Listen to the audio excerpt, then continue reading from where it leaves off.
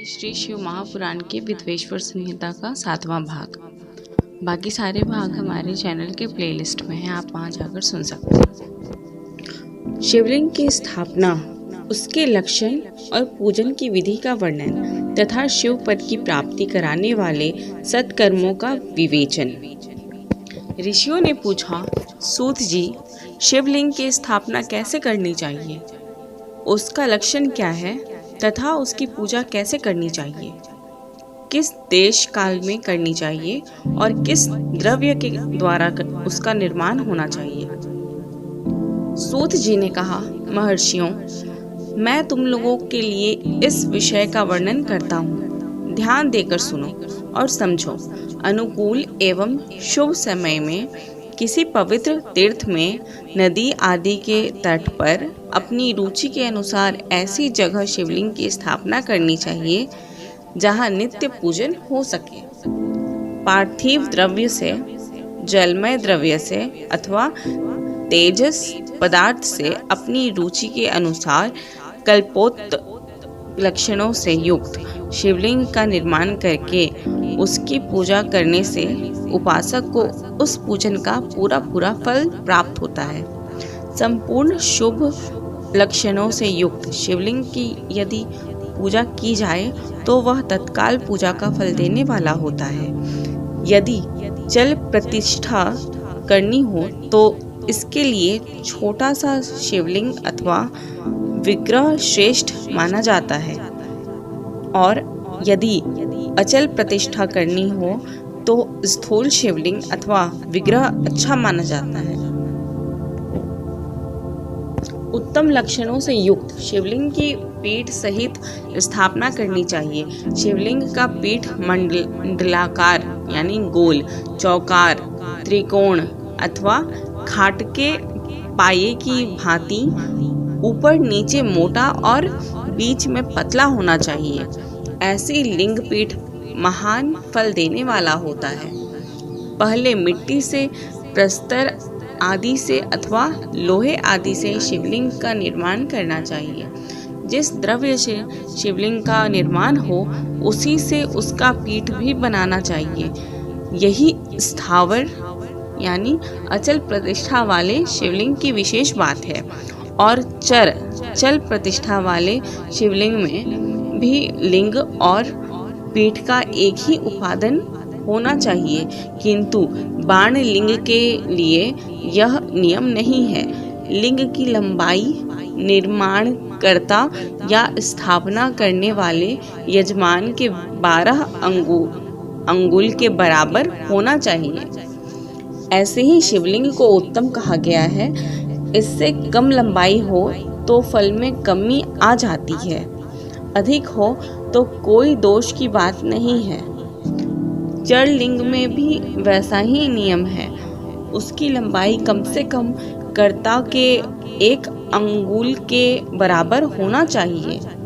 उससे छोटा होने पर अल्प फल मिलता है, किंतु उससे अधिक होना दोष की बात नहीं है। यजमान को चाहिए कि वह पहले शिल्प शास्त्र के अनुसार एक विमान या देवालय बनवाए जो देवगणों की मूर्तियों से अलंकृत हो।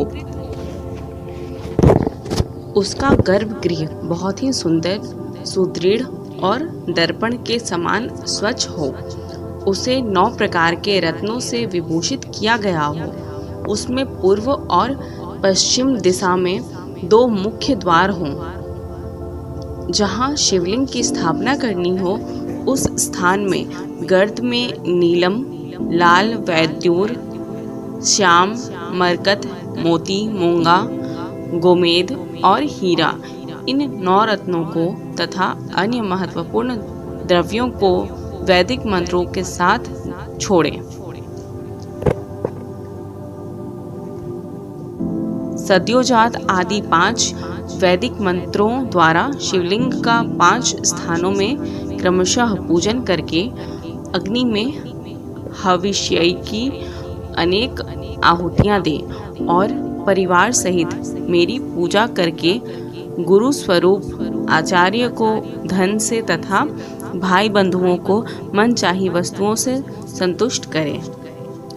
याचकों को जड़, सुवर्ण, गृह एवं भू संपत्ति तथा चेतन यानी गौ आदि वैभव प्रदान करे।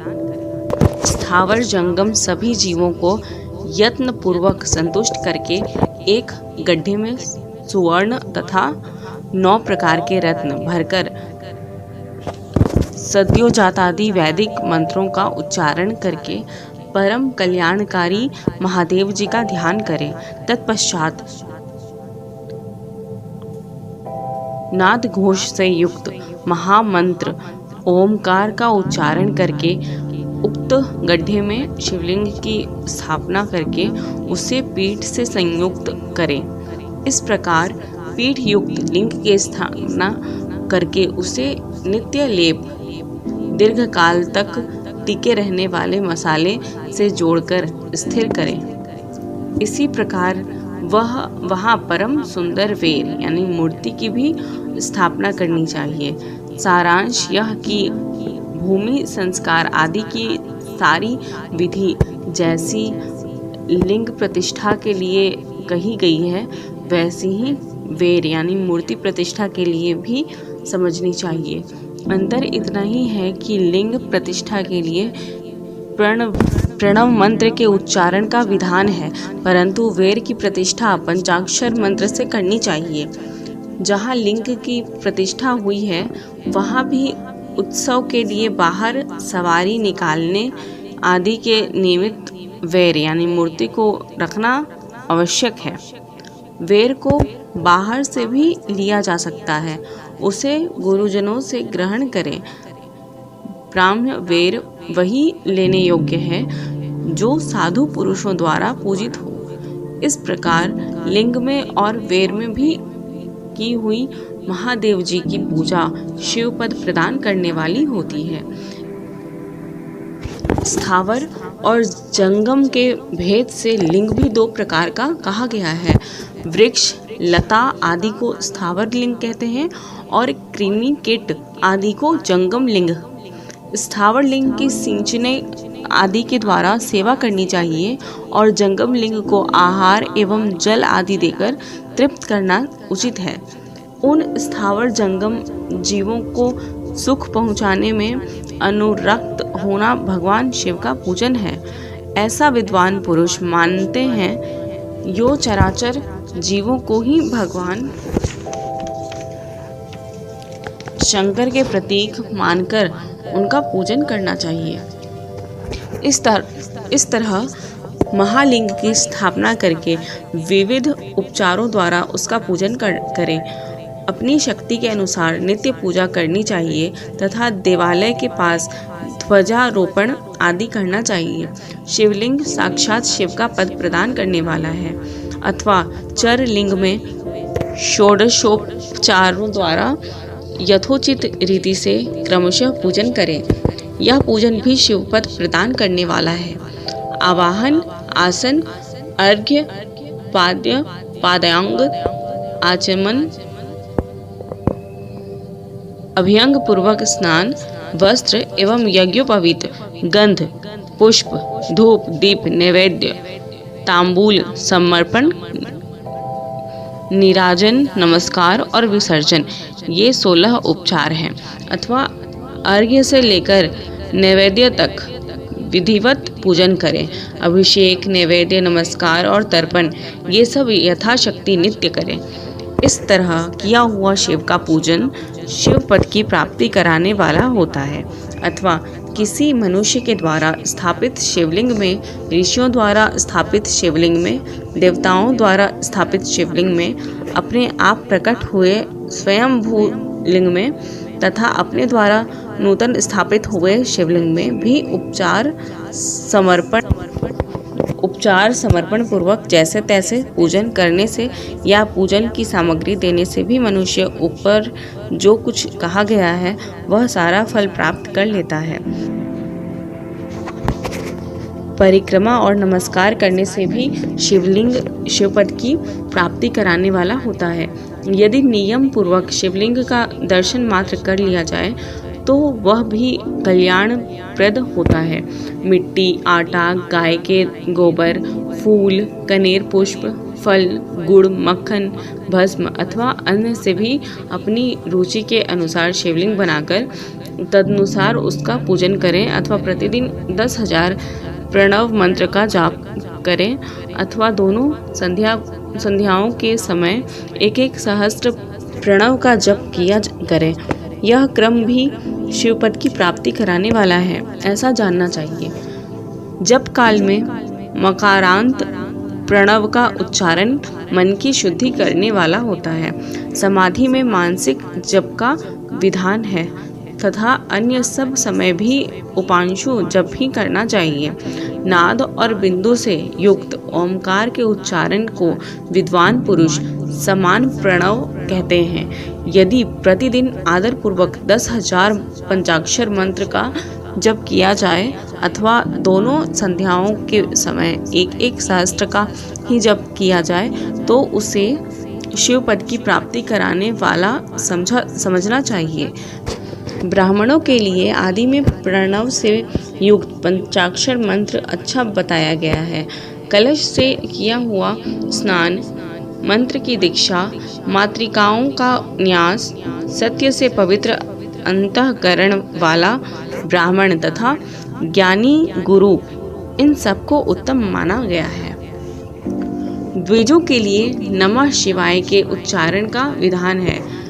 द्विजेतरों के लिए अंत में नमः पद के प्रयोग की विधि है, अर्थात वे शिवाय नमः इस मंत्र का उच्चारण करें। स्त्रियों के लिए भी कहीं कहीं विधि पूर्वक नमोन्त उच्चारण ही विधान है, अर्थात वे भी शिवाय नमः का ही जप करें। कोई ऋषि ब्राह्मण की स्त्रियों के लिए नमः पूर्वक शिवाय की जप की अनुमति देते हैं, अर्थात वे नमः शिवाय का जप करें। पंचाक्षर मंत्र का 5 करोड़ जप करके मनुष्य भगवान सदाशिव के समान हो जाता है। 1-2 दिन अथवा 4 करोड़ का जप करने से क्रमशः ब्रह्मा, विष्णु, रुद्र तथा महेश्वर का पद प्राप्त होता है। अथवा मंत्र में जितने अक्षर हैं उनका पृथक पृथक 1-1 लाख जप करें अथवा समस्त अक्षरों का एक साथ ही जितने अक्षर हों उतने लाख जप करें। इस तरह के जप को शिवपद की प्राप्ति कराने वाला समझना चाहिए। यदि 1000 दिनों में प्रतिदिन 1 सहस्त्र जप के क्रम से पंचाक्षर मंत्र का 10 लाख जप पूरा कर लिया जाए और प्रतिदिन ब्राह्मण भोजन कराया जाए तो उस मंत्र से अभीष्ट कार्य की सिद्धि होने लगती है। ब्राह्मण को चाहिए कि वह प्रतिदिन प्रातःकाल 1008 बार गायत्री का जप करें। ऐसा होने पर गायत्री मंत्र क्रमशः शिव का पद प्रदान करने वाली होती है। वेद मंत्रों और वैदिक सूत्रों का भी नियम पूर्वक जप करना चाहिए। वेदों का पारायण भी शिवपद की प्राप्ति करने वाला होता है, ऐसा जानना चाहिए। अन्यान्य जो बहुत से मंत्र हैं उनके भी जितने अक्षर हों उतने लाख जप करें। इस प्रकार जो यथाशक्ति जप करता है वह क्रमशः शिवपद यानी मोक्ष प्राप्त कर लेता है। अपनी रुचि के अनुसार किसी एक मंत्र को अपनाकर मृत्यु पर्यंत प्रतिदिन उसका जप करना चाहिए अथवा ओम इस मंत्र का प्रतिदिन 1 सहस्त्र जप करना चाहिए। ऐसा करने पर भगवान शिव की आज्ञा से संपूर्ण मनोरथों की सिद्धि होती है। जो मनुष्य भगवान शिव के लिए फुलवाड़ी या बगीचे आदि लगाता है तथा शिव के सेवा कार्य के लिए मंदिर में झाड़ने बुहारने आदि की व्यवस्था करता है, वह इस पुण्य कर्मों को करके शिव पद प्राप्त कर लेता है। भगवान शिव के जो काशी आदि क्षेत्र हैं उनमें भक्तिपूर्वक नित्य निवास करे। वह जड़ चेतन सभी को भोग और मोक्ष देने वाला होता है। अतः विद्वान पुरुष को भगवान शिव के क्षेत्र में आमरण निवास करना चाहिए। पुण्य क्षेत्र में स्थित बावड़ी, कुआं और पोखरे आदि को शिव गंगा समझना चाहिए। भगवान शिव का ऐसा ही वचन है। वहाँ स्नान, दान और जप करके मनुष्य भगवान शिव को प्राप्त कर लेता है। अतः मृत्यु पर्यंत शिव के क्षेत्र का आश्रय लेकर रहना चाहिए। जो शिव के क्षेत्र में अपने किसी मृत संबंधी का दाह, दशाह, मासिक श्राद्ध, सपिंडीकरण अथवा वार्षिक श्राद्ध करता है, अथवा कभी भी शिव के क्षेत्र में अपने पितरों को पिंड देता है, वह तत्काल सब पापों से मुक्त हो जाता है और अंत में शिवपद को प्राप्त करता है। अथवा शिव के क्षेत्र में 7, 5, 3 या एक ही रात निवास कर ले। ऐसा करने से भी क्रमशः शिवपद की प्राप्ति होती है। लोक में अपने अपने वर्ण के अनुरूप सदाचार का पालन करने से भी मनुष्य शिवपद को प्राप्त कर लेता है। वर्णानुकूल आचरण से तथा भक्ति भाव से वह अपने सत्कर्म का अतिशय फल पाता है। कामना पूर्वक किए हुए अपने कर्म के अभीष्ट फल को शीघ्र ही पा लेता है। निष्काम भाव से किया हुआ सारा कर्म साक्षात शिवपद की प्राप्ति करने वाला होता है। दिन के 3 विभाग होते हैं, प्रातः, मध्याह्न और सायाह्न। इन तीनों में क्रमशः एक एक प्रकार के कर्म का संपादन किया जाता है। प्रातः काल को शास्त्र विहित नित्य कर्म के अनुष्ठान का समय जानना चाहिए। मध्याह्न काल को सकाम कर्म के लिए उपयोगी है तथा सायं काल शांति कर्म के उपयुक्त है, ऐसा जानना चाहिए। इसी प्रकार रात्रि में भी समय का विभाजन किया गया है।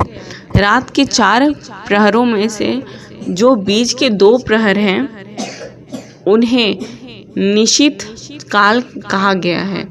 विशेषतः उसी काल में की हुई भगवान शिव की पूजा अभीष्ट फल को देने वाली होती है।